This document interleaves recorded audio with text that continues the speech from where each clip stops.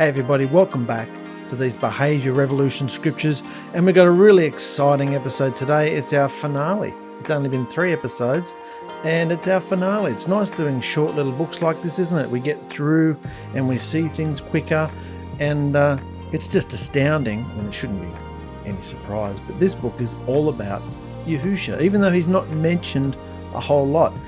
I mean, we should be reading every single scripture, every single verse, every single part of the 66 books as though they're about Yahusha, because this whole book is to teach his bride how to be the bride, how to be restored to the blood covenant home, the marriage home. That's the whole purpose of the book. That's how creation began. That's what creation was for. And that's what's going to happen in the end when he does a whole new thing. Behold, I make something new. All things are new. So, and who's going to be part of it? Those who have got the point, those who are training, those who are running their race and overcoming. So today we're coming to Boaz, our last episode in the book of Ruth. Boaz, and of course it's all messianic in nature. It's all about Yahusha. So let's go into it, because there's lots of gems to get through today about Boaz. In Hebrew thought of that day, and completely in harmony with scriptures too. So in that thought, Yahusha was the true and ultimate owner of the land where the Hebrew people had settled. So in their mind, they knew that Yahusha owned the land, the former land of Canaan. By means of his blood covenant with Abraham, Yahusha had given Yisrael the right to inherit this land, However, this land inheritance did not involve transference of ownership. It was more of a lease. Got that? They didn't own the land. They weren't given the title deed. They were tenants. They were leaseholders. So there was no transference of ownership. It was more like a lease. Yisrael would only benefit from the use of the land that belonged to Yahusha while they were obedient to him. He did not turn over complete ownership and title deed of the land over to them. He didn't do that. It's still recognized as his land. And of course, we can understand that today, because where's the land today? Is it where they say it is on the news? Is it where all the geopolitical situations are happening? Or did Yahusha do something very sneaky after he died and rose, poured out his spirit, and transferred the land into these little vessels? These are now the promised land. Why? Because all these little vessels put together are going to make up the bride, which are going to make up the city, which are going to get where I'm flowing with this. Yeah? We are the promised land. Because inside that, the only purpose of a promised land was to have a tabernacle. The only purpose for a tabernacle was to have an ark. And the only purpose to have an ark was to have his presence, the divine portal between the dimensions, open on this earth. And where's that divine portal connection now? So, what the hell are they doing in the Middle East? BSing around over there. Nothing to do with us. Don't even need to talk about it. It's ridiculous. So, but we're still looking at the physical land here, because culturally and contextually, this is where we're up to in the history of the writings. So, it's good to understand this so that we can get the context for what Yahusha really did and be so amazed by it. Look at the detail he went into about this land. There's a map there. The use of the land had been divided up under the supervision of Joshua and Moses among the tribes and among the clans who formed the tribes. So it's important when we look at a map of Canaan after the conquest, what we could loosely term Yisrael, and we see the 12 tribal territories outlined with their boundaries. So it's important when we look at that we understand that a further subdivision had also occurred, in which the clans of each tribe were assigned specific portions of the territory given to their particular tribe. A clan being, of course, just a subdivision of a tribe, and a family being a subdivision of the clan. So whoever possessed a certain area of land was not allowed to sell it or part with it in any other manner. Rather, it was intended that the family land remain part of his family, his clan, and his tribe forever. Again, not as owners, but rather as the authorized tenants who lived on Yahusha's land. Do you understand that? Why? What's this got to do with Ruth and Boaz? It's got a big part to do with it. Because this land, look at the map, this land, I mean, there's really harsh lines here, set lines. They weren't exactly, these are just an artist's rendition, but pretty much accurate. But they wouldn't have been harsh lines. You don't just walk along and the ground changes colour. No, it was a bit of a grey area, you know, the camps were divided, the cities and towns were divided up.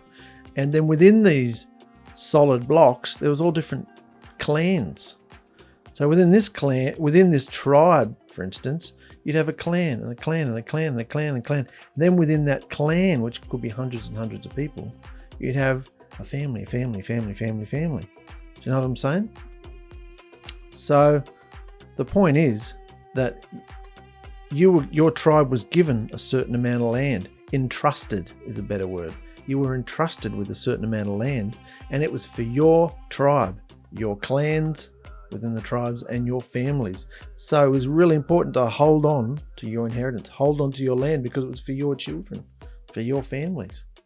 You couldn't sell it, you know, because it's not yours to start with. It's Yahusha's. And there were specific laws back in Leviticus and Numbers to deal with what happens if you're bankrupt and you had to sell it. Things like that would happen. On the day of Jubilee, you'd get it all back every 50 years. So anyway, should the Hebrew possessor of a piece of the promised land find himself in a situation where he had to sell it, usually on account of financial disaster, and usually did sell it, then it was the obligation of the nearest family relative to intercede and purchase that land back. Did you understand that? If someone was broke, if somebody had died, if somebody fell on hard times and they had to sell their land, then it was the obligation of the nearest family relative to intercede and purchase that land back, redeem it, buy it back, redeem it, in order for it to stay in the family. That's the whole key here. It's got to stay in the family.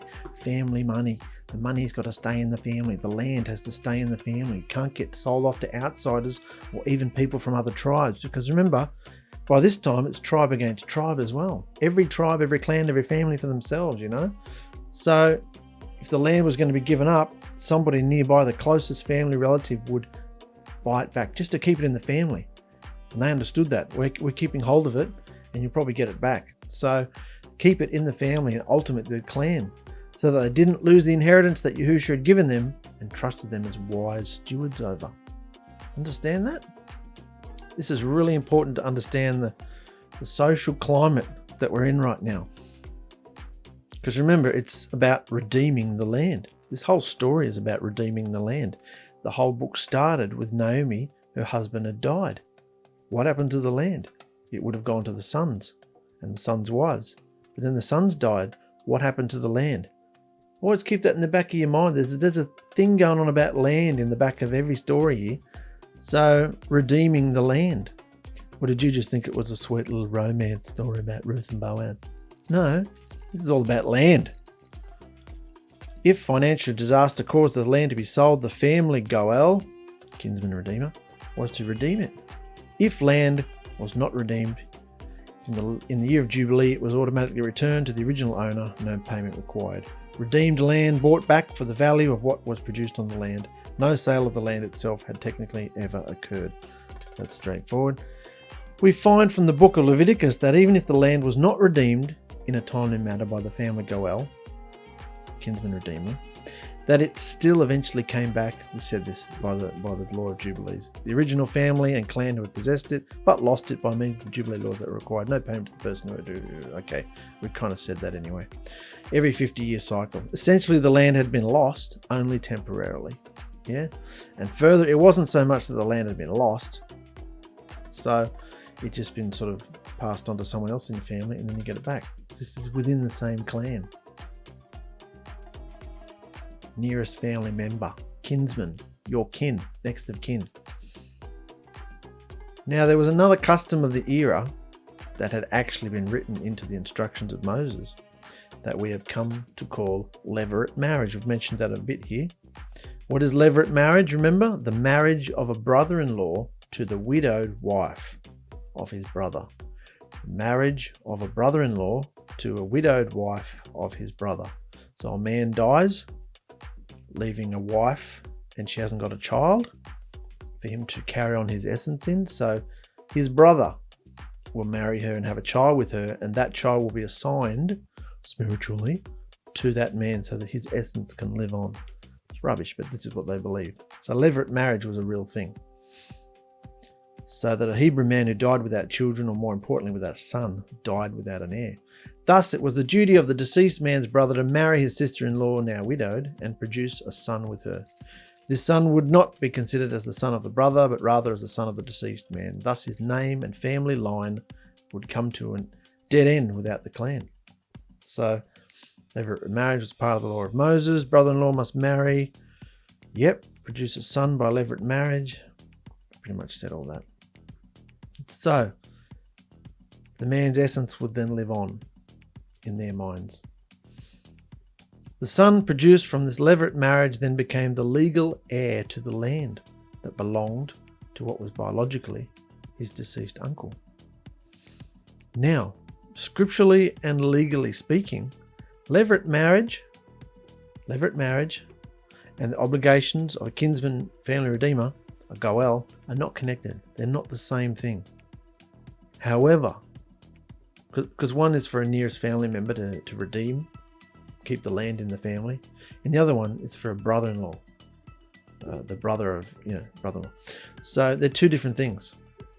However, in the story of Ruth, we see that the two institutions of levirate marriage and kinsman redeemer had at some point become bound together by Hebrew tradition.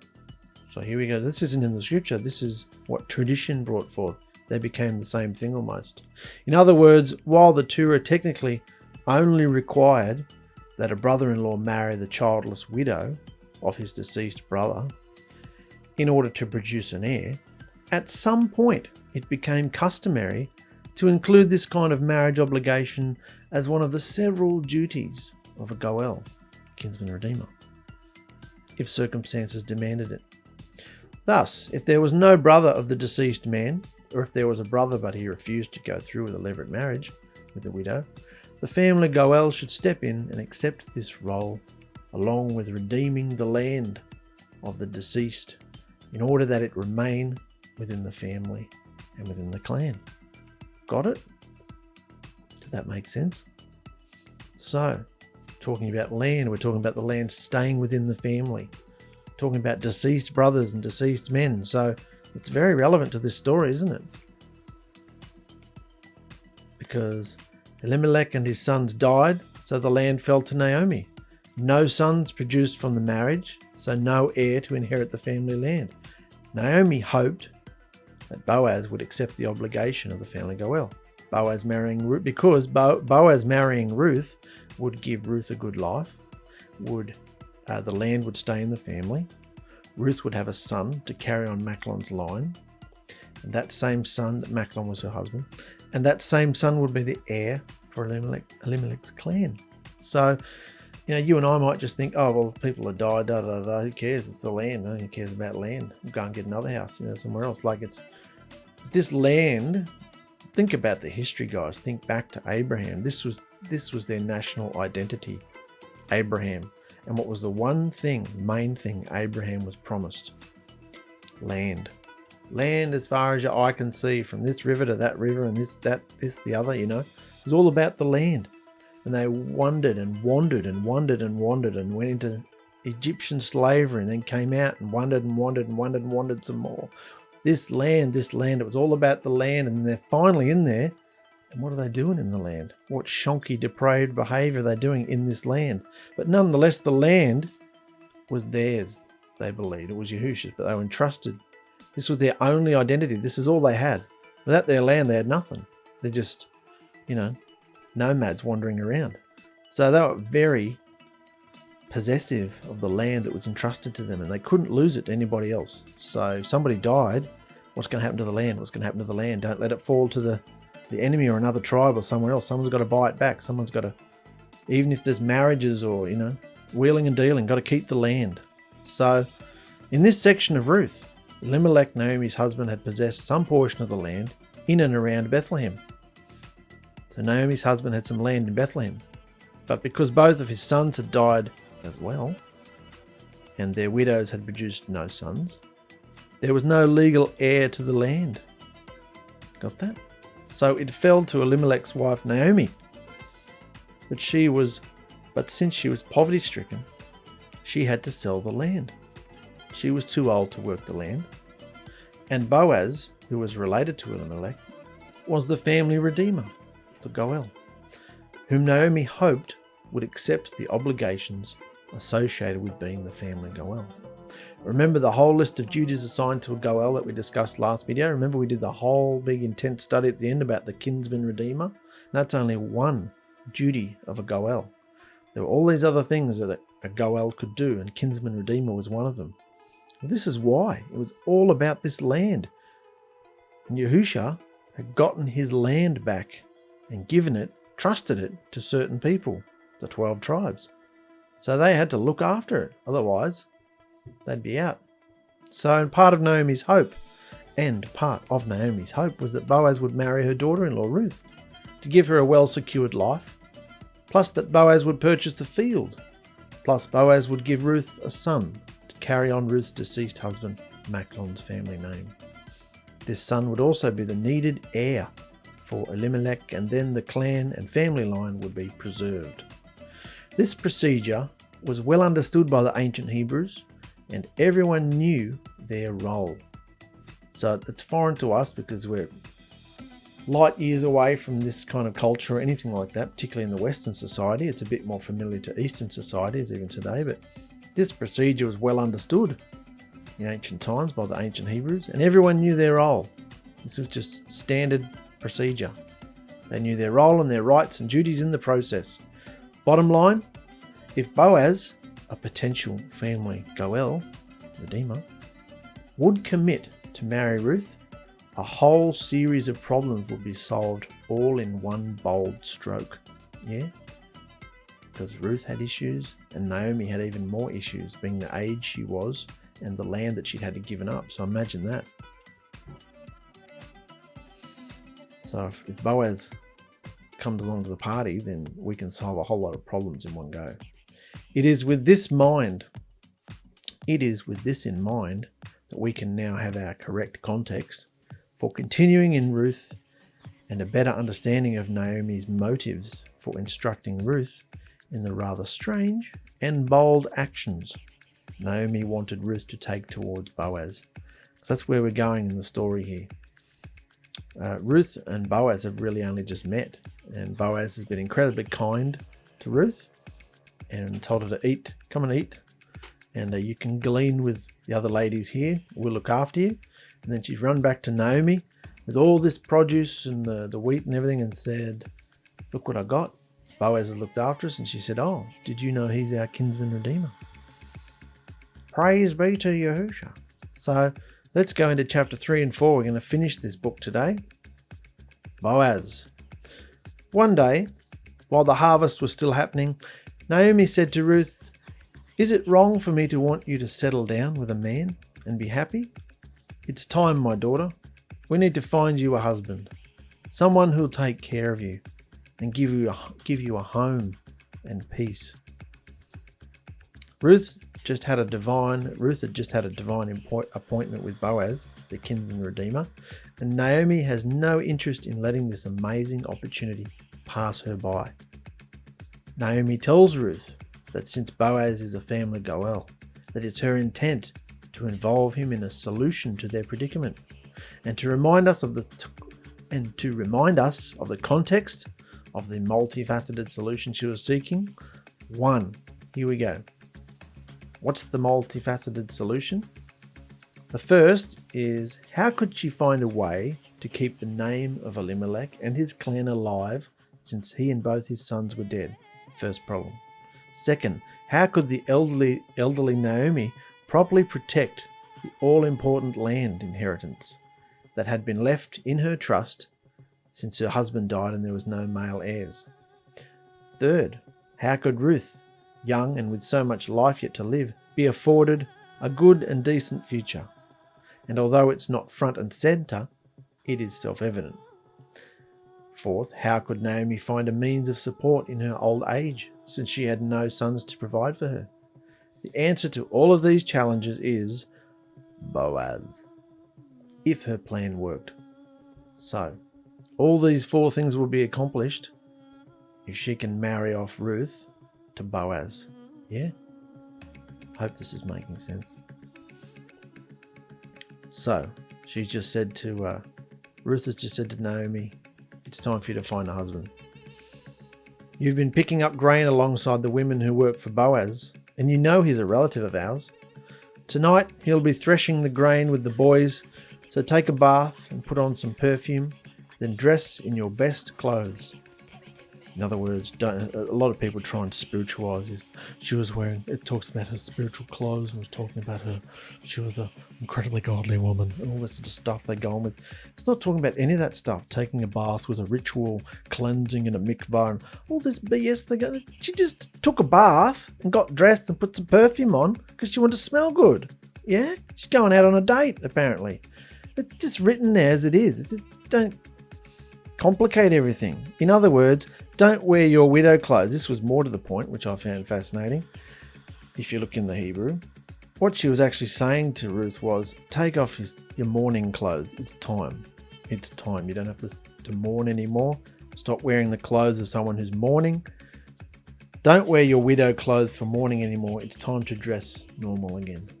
Because for a certain amount of time, the ladies would wear certain clothing for mourning their husband. So you don't want to be going out to impress somebody in your mourning clothes, do you? Grieving clothes. So, take a bath, put on some perfume, then dress in your best clothes. Go over to where he's working, but don't let him see you until he's finished eating and drinking. Watch where he goes to spend the night. Then when he's asleep, lift the cover and lie down at his feet, and he'll tell you what to do. Okay, Mum, whatever you reckon, I'll do it. So, interesting. We're going in a slightly different direction now. We're talking about land. Now we're talking about dating. On the prowl in Hebrew Town. I'm sure most of you have an image of seduction in your minds about now regarding this little kabuki dance that Naomi tells Ruth to perform. Was this customary of Hebrews in that day, or was it unique? We really don't know. For sure, the whole purpose of this endeavour is for Ruth to indicate her desire to marry Boaz. But is this how engagement happened among the ancient Hebrews? There are no records to indicate such a thing, although there are a couple of similar scenes elsewhere in the scripture, such as Ezekiel 16 and 2 Samuel.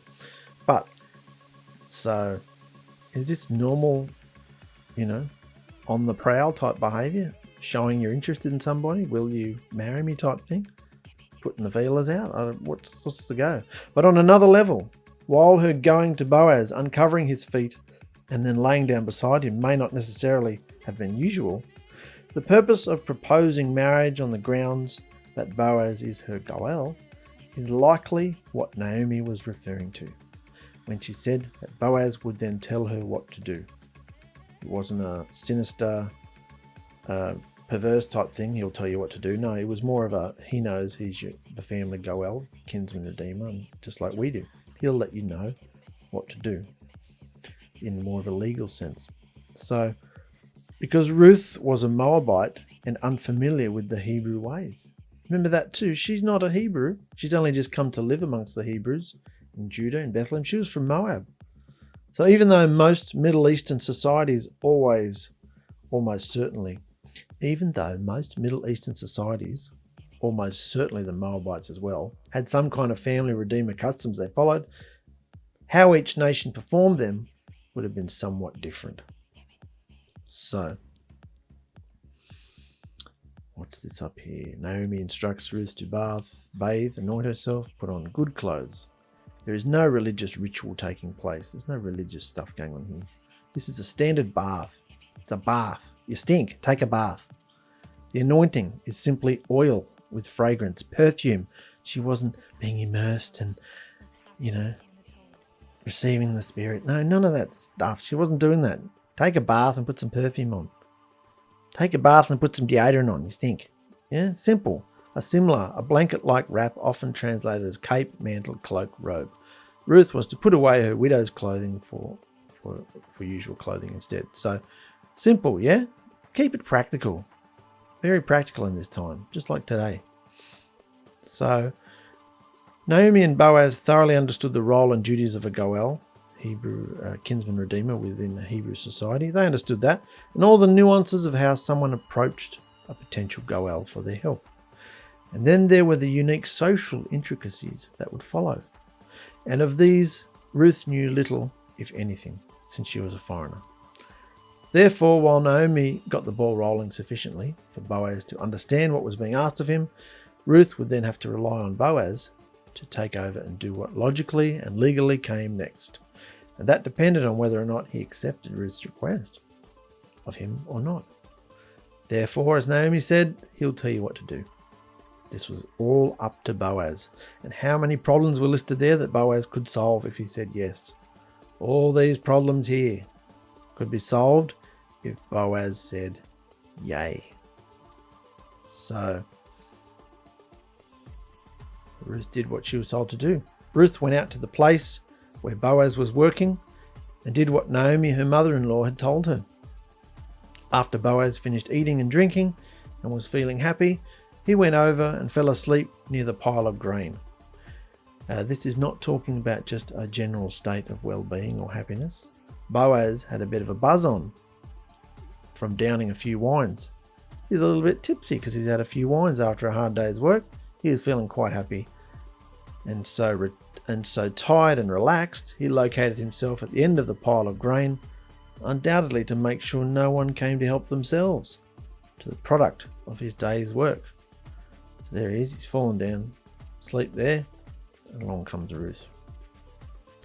And Ruth slipped over quietly, lifted the cover that was over him, and lay down near his feet, which is a customary practice to ask for protection and possibly even marriage.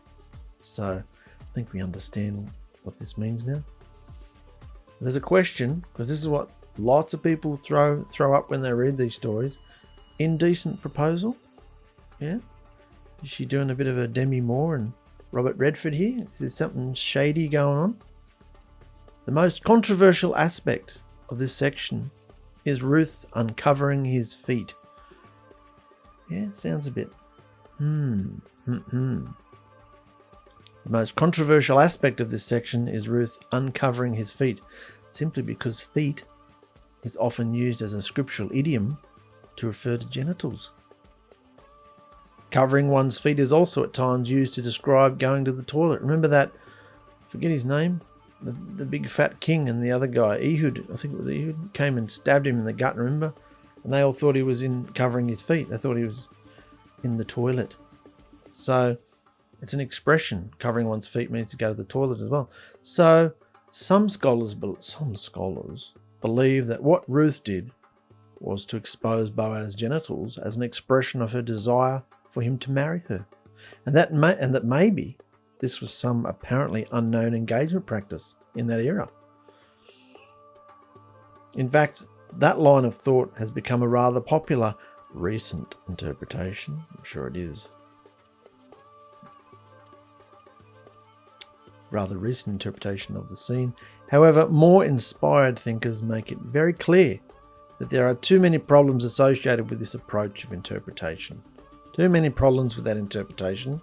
Let's first dispel this new view that Ruth committed a very sexually provocative act upon the slumbering Boaz.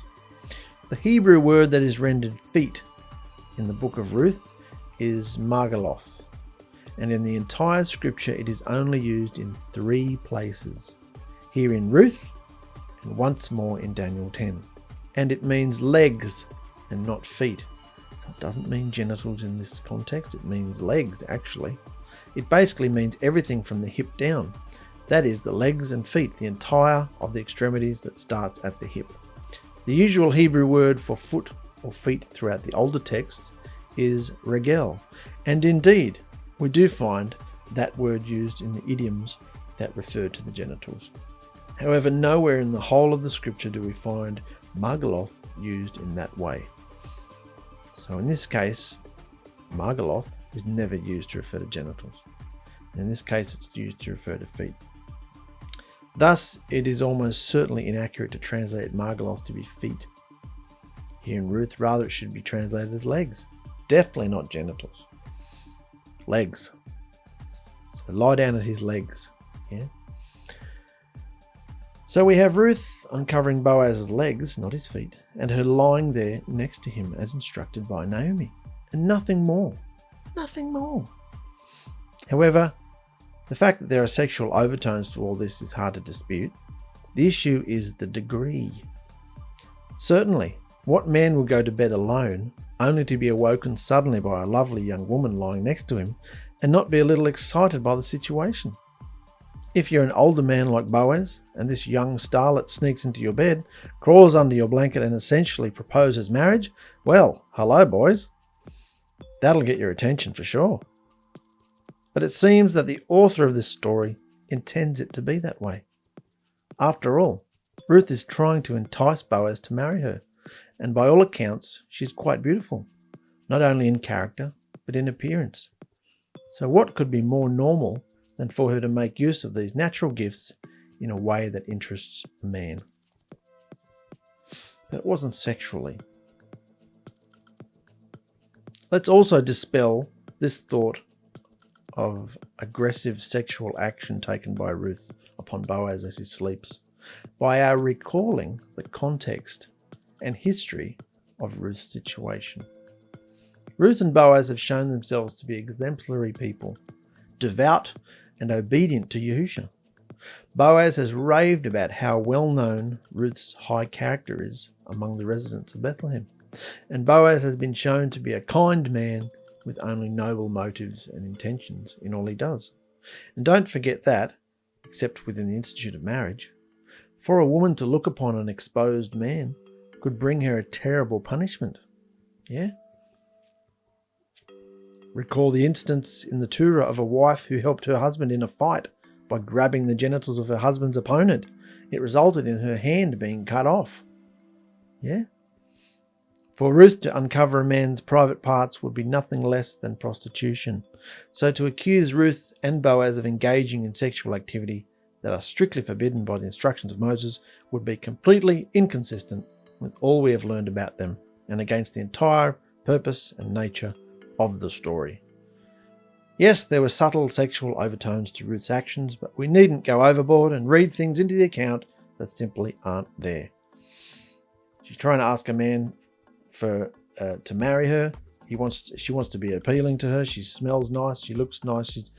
Let's not take it further than what it is. Yeah, it's just the courting dance of a man and woman. She wants to do what she needs to do, but it's not a sexual thing. It's just a wooing. Sexual overtones, yes, but only to a degree. What man wouldn't get excited by the situation? No objectionable sexual act happening. Exemplary people. Ruth would have been considered a prostitute had she exposed Boaz. So that's all out the window now, yeah? We understand this was just a normal courtship.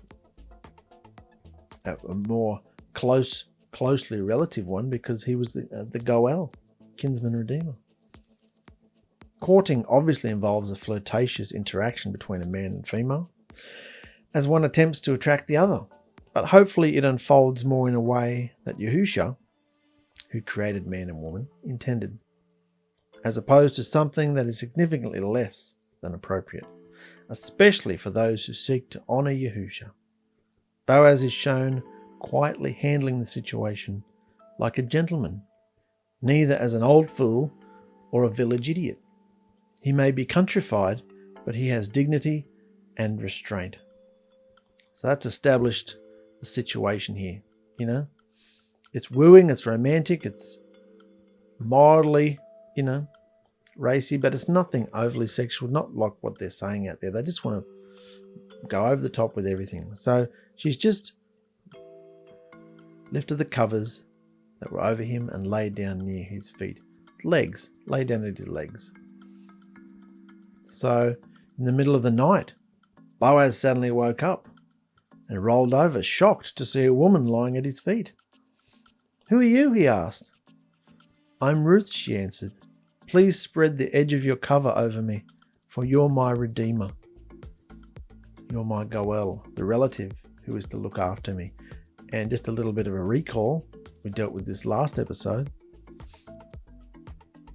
when Boaz said to Ruth, "I've heard what you've done for Naomi, your mother-in-law, and now you've come here.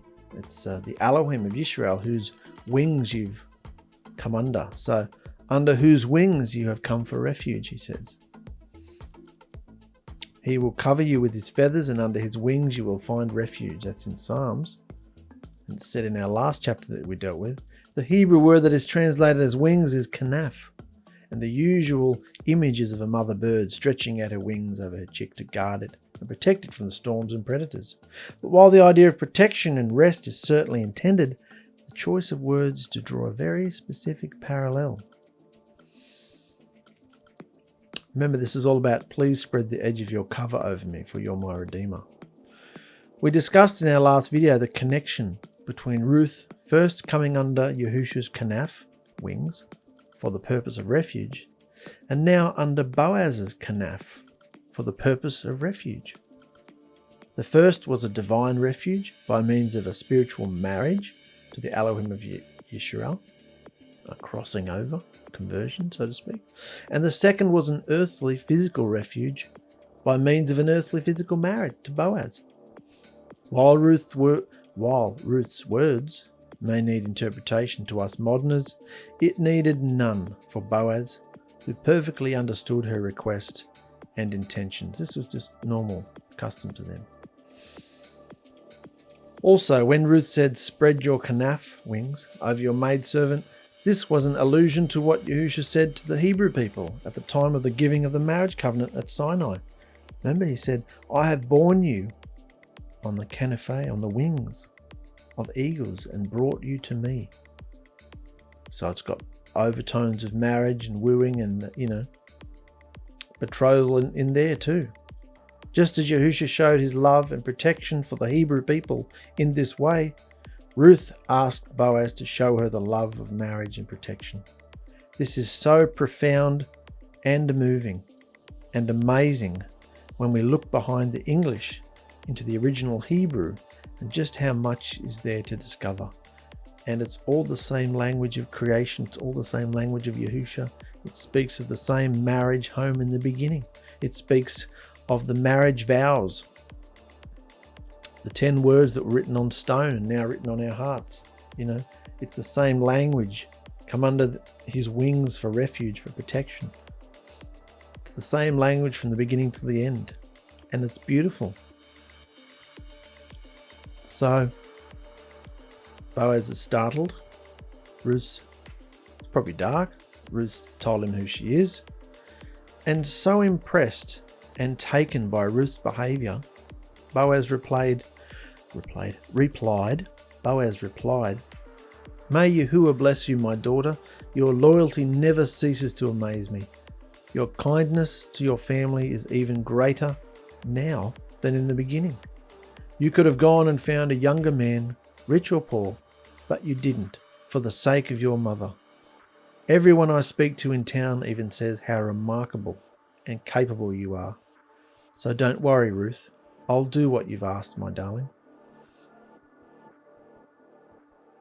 And here he says, "Your kindness to your family is even greater now than in the beginning." What is Ruth's latest act of loving kindness? And why was it greater than the first?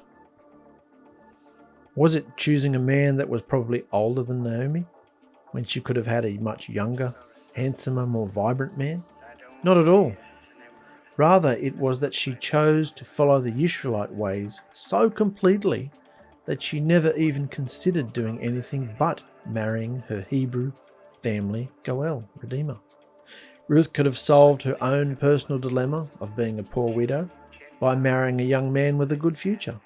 But that wouldn't have solved Naomi's problem of needing an heir to carry on Elimelech's name and clan line if she had married that younger man who was not the family redeemer. Remember, Ruth would have been a prize catch, no doubt, It's apparent that her outward beauty matched her tender demeanour and good character. She would have had young suitors lined up. Instead, she chose Boaz, a much older man. Consider as a practicality that Boaz was at the least in the autumn, if not winter, of his life. A few more years is probably the best that Ruth could hope for with Boaz. So she don't have a few more years with this man. And then she'd be a widow again. Boaz was as practical and wise as he was kind and gentle.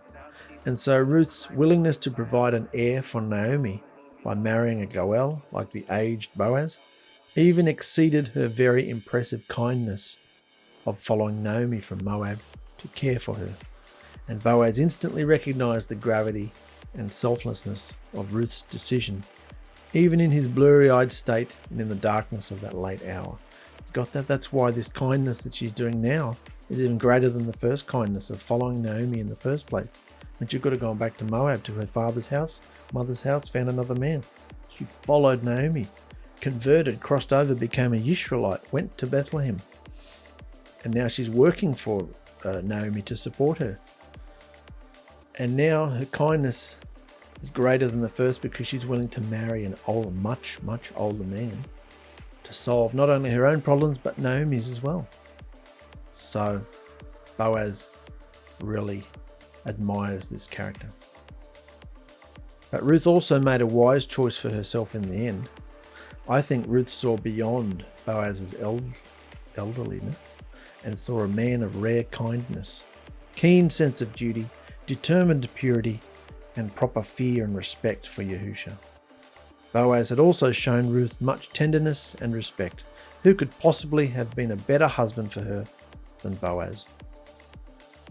So, up here Boaz says, I'll do what you've asked.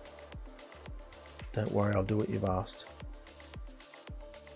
It's true that I'm one of the relatives who's supposed to redeem you, take care of you, but there's someone else who's an even closer relative than I am. So he could have run for his life. He found a loophole. He could have run for his life here if he wanted to. It's true there's someone else who's an even closer relative than I am, but stay here until morning, then I'll find out if he's willing to look after you. And if he isn't, I promise by the only living Elohim that I'll redeem you myself. Now go back to sleep until morning. Boaz also told Ruth that there was another family Goel, redeemer in Bethlehem, who was a nearer relative to Elimelech than he was, and that it was proper protocol to give that nearer relative the first chance at performing the duties of a Goel. Because remember, he was going to get land out of it too, so it wasn't just him wanting to shirk his responsibility. It was if I do this and there's someone closer, it's disrespectful. He's closer to you guys than I am, so we better check with him first to see if he wants to pick up the mantle and run and look after you guys first. Don't worry, I'll find out and get back to you ASAP. So Ruth went back to sleep at his feet, but got up before daylight so that no one knew that a woman had been on the threshing floor. Then he told her to spread out her shawl, and he filled it with a whole lot of grain, as much as she'd ever hoped to carry, and placed it on her shoulder as a sort of gift, sealing the agreement until he knew the outcome of his meeting with the nearer relative. Boaz acted responsibly towards Ruth in 4 specific ways. First, he did not tell her to leave and go home in the dark, thus exposing her to danger. Second, he did not touch her until she would be rightfully his. Third, he protected the rights of the kinsman that was a nearer relative to the deceased Elimelech than himself. And fourth, he vowed to resolve this matter within hours and accept the results, however it turned out. But Boaz was not yet through with his kindness. He instructed Ruth to use her shawl, probably the similar outer garment she was wearing, and to grab hold of the edge of it, and into it he dumped 6 measures of barley grain for her to take home to Naomi. And if you look in all the Hebrew and all that stuff, that was a huge amount, as much as you could carry, really.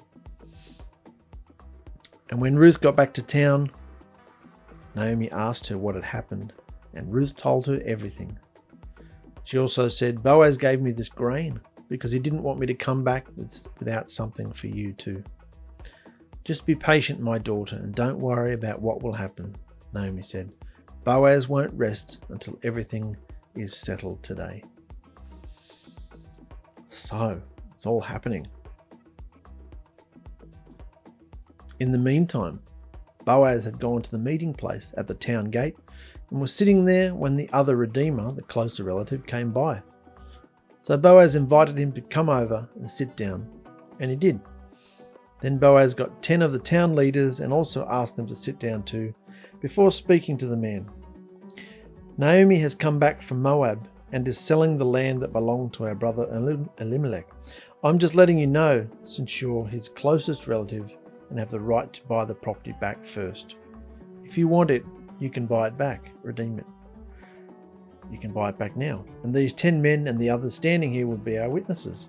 But if you don't want the property, let me know, because I'm next in line, mate. And the man replied, okay, I'll buy it. Who wouldn't want to buy it and get more land for, get more land? Yeah, I'll take some more land. So the man says, okay, I'll buy it. Okay, no worries, but there's one hitch. If you do buy the land from Naomi, you must also marry her widowed daughter-in-law Ruth, so that you can give her a son and the property, and the property will stay in the family of Ruth's first husband, Mahlon. So you couldn't just have the land, you got to marry Ruth as well, her daughter-in-law Ruth, so that you can give her a son and the property will stay in the family of Ruth's first husband, Mahlon. Got that? Oh, well, nah, mate, if that's the case, I don't want to buy it. That would really stuff me around big time and make all sorts of problems with my portfolio, my property portfolio. No, that's not good for me at all. What does that mean? It meant this property would then have to be shared with Ruth and her children as well as with his own family as an inheritance. Remember how Onan felt about that too. Yeah? So it's all well and good to expand the property portfolio, but then, we've got to marry someone else as well. Oh, that means it's going to be shared. The inheritance has to be shared with more people. Nah, that's no good for us. Nah. Imagine if I went home to my wife and said I'm marrying another wife and I've got to share the land that we've got with another. Oh, mate, no way. I'll be in the doghouse forever. Forget it. So that's not going to work. So, yeah, thanks, mate, but no thanks. She's all yours, mate. Go ahead and good luck with that. I'm out. So, please take note how this whole matter suddenly shifts from Ruth to Naomi. While Ruth was the central female character and the book's namesake, in fact this whole story is about coming to a resolution to solve Naomi's problem. It's just that in many ways, Ruth was Naomi's solution. The problem is this: had Naomi already sold the land to someone, or was it that she intended to sell the land, and this is at least part of what was going on here at the city gate? A member of another clan, likely another clan of the tribe of Judah, currently holds possession of Elimelech's land. Naomi has returned from Moab as a childless widow and now pushes the issue of how to get the land returned to the clan, and if at all possible, to her, technically to her family. The importance of this issue is fully recognised by all the community of Bethlehem, and so is Naomi's plight. So this is not foreign to them, this is normal. Because it's pretty bizarre to have your husband and your two sons die. So the land's gone, how are we going to get it back? Boaz is the solution. Boaz has just had a meeting with the guy who's closer, and he's like, nah, mate, she's all yours. I'm out. So, to make a sale legal in those days, one person would take off a sandal and give it to the other person. So after the man had agreed to let Boaz buy the property, he took off one of his sandals and handed it to Boaz. Up there. Took off one of his sandals, handed it to Boaz, who told the town leaders and everyone else, all of you are witnesses that today I've bought from Naomi the property that belonged to Elimelech and his two sons, Chilion and Mahlon. You're also witnesses that I have agreed to marry Mahlon's widow Ruth, the Moabitess. This will keep the property in his family's name and keep the name and memory of the dead remembered in this town. Doesn't the scripture make more sense now when you read things like that? I haven't changed that. The scripture actually says, keep the name and memory of the dead remembered in this town. You would just normally read past that. To keep the name and the memory of the dead remembered means you had to keep speaking the name to keep the person's essence because of their afterlife views. Yeah, even within Yisrael, the Hebrews, they believe this afterlife stuff. So that's been said in front of witnesses. Then the town leaders and the others standing there went, whoop, whoop, we are witnesses to this. Whoop, whoop. May Yahuwah give your wife many children, just as he did Leah and Rachel, the wives of Jacob. May you be a rich man in the tribe of Ephrath and an important man in Bethlehem. May the children you have by this young woman make your family. May the children you have with this young woman make your family as famous as the family of Perez, the son Tamar gave Judah. We all remember the story of Judah and Tamar. She was a foreigner who was almost grafted into the line as well through Judah and through this line. This is why they're talking about it, because this is the line. This is in Judah. Bethlehem is in Judah, so this is the line, the royal line actually. Perez, the royal line came through Perez. It is interesting. It is an interesting choice of women's names to evoke, because Rachel and Leah, why are they talking about here in their blessing about Rachel and Leah, then Judah and Tamar? It's an interesting choice of women's names to invoke because Rachel and Leah had something in common with Ruth. They were all Gentiles from the outside nations before their Hebrew husbands married them. It's hard to get away from the fact that Gentiles always played a key role in building up of the nation of Yisrael and in their redemption. In fact, when even the name of Tamar is mentioned as the mother of Perez, Judah being the father, she too was a Gentile woman. And Perez is mentioned because he was an ancestor of Boaz. There's also the Canaanite Rahab, who was Boaz's mother. I never knew that until going through this. Rahab, remember the prostitute, the innkeeper in the walls of Jericho? Rahab, the one who was delivered because she helped the spies. This is Boaz's mother.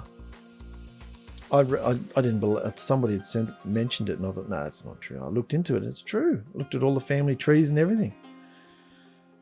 So Rahab, the Gentile Rahab who grafted into Yisrael as well and was delivered through the destruction of Jericho, she stepped into the Messianic line as well.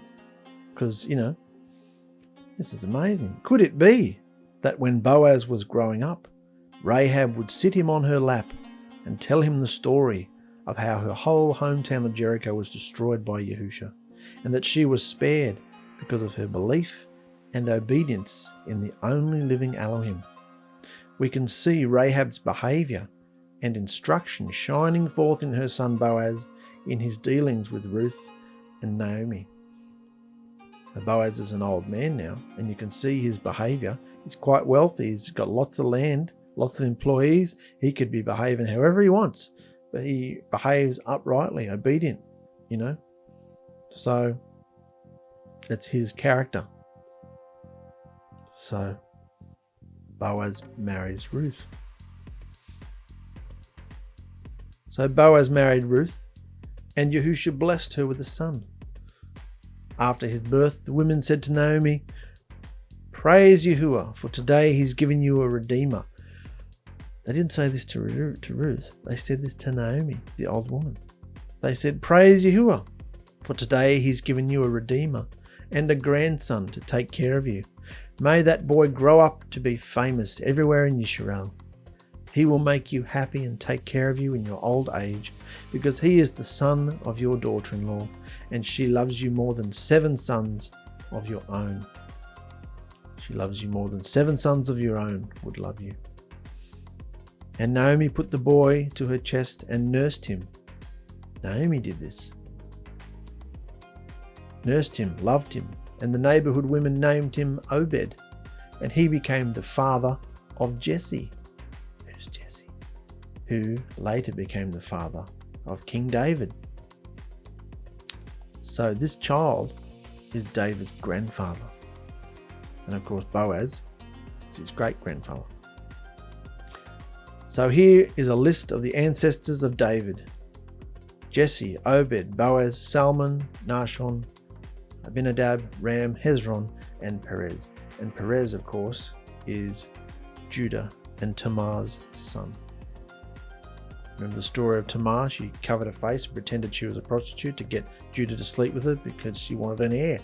So, and we won't go into all that, but we can see Perez was father to Hezron, Hezron to Ram, Ram to Abinadab, Abinadab to Nahshon, Nahshon to Salmon, Salmon to Boaz. Boaz was the father of Obed, Obed to Jesse, Jesse to Yisrael's great King David. Therefore, Ruth and Boaz were ancestors of Messiah Yahusha, because King David was an ancestor of Yahusha. They all came through the line of Judah. Yeah? And that's how the story of Ruth, the account of Ruth, chapter 4, ends. It ends with this little ancestry.comage of David. So, now the challenge of this final chapter of Ruth, challenges don't end with the legal proceedings at the city gates of Bethlehem, because in staccato fashion, we're told Boaz and Ruth had the son that was needed to keep the line of Machlon alive, and in doing so kept the line of Elimelech from coming to a dead end. But why is this son of Ruth seen by the women of Bethlehem as a redeemer for Naomi? Why is this son of Ruth seen by the women of Bethlehem as a redeemer for Naomi? It says that it was these same women of Bethlehem who named Naomi's son. Did you get that? Not Ruth's son, but Naomi's son. Not only that, but nowhere in the scripture do we find anyone but the mother, and perhaps the father in a couple of instances, giving their own child its name. Neighbours naming your child was unheard of. But you see, that is what is so fantastic about the book of Ruth. The whole community knew that in some strange way, the marriage of Ruth and Boaz and the resultant first son was far more significant than merely concerning the private family matter of restoring the Elimelech clan line. Remember last episode, I think it was, we dealt with the difference between a modern Eastern family, the difference between a Western family and an Eastern family. So, here this wasn't that strange, The whole nation knew, the whole town would have known this. Marriage of Ruth and Boaz was the result. It was far more significant, This matter was profound and far-reaching in ways that they could sense would affect them all, but they just didn't know how. And of course, in retrospect, we need to know that this son went on to be the grandfather of the future King David, and from David's line came the even more future Redeemer of the entire world, Yahusha of Nazareth. So, pretty much dealt with all that. The reference to the first son of Ruth as being Naomi's son is merely a common way of speaking on a number of levels from that era. First, the word for son is ben, and one of its many and varied uses is as grandson as well. But on another level, this grandson more or less legally replaced Naomi's deceased son Mahlon. Remember, the son was raised in the other person's name, the dead person's name, to pass on their essence, remember? So really, since her sons didn't have sons, he was her son. So,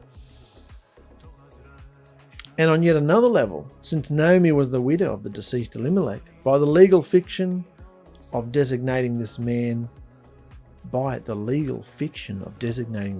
child of Ruth as Naomi's son, it also made him Elimelech's son, and thus establishing the proper heir of Elimelech's line. Tongue twister. The book ends with Obed's descendants, but first traces his ancestors back to Perez, son of Judah by Tamar. Again, notice, the messianic line begins with a Gentile woman, Tamar, and then makes a significant turn with yet another Gentile woman, Ruth.